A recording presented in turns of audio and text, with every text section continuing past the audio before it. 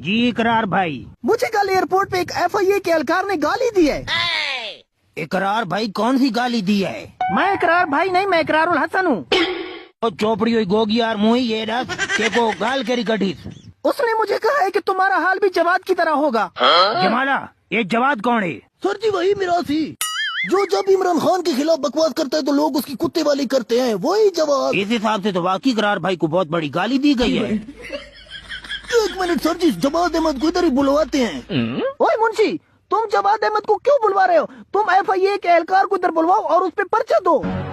चुप कर बाऊ, मैं नवाब को कान दे मोंटे च रखी ना।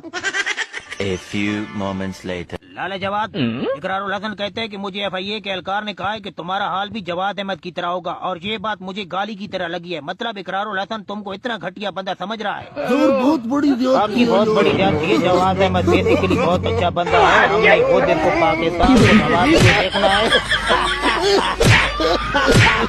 सर जी बहुत जमाला दूध में चाय पी दिया माओ।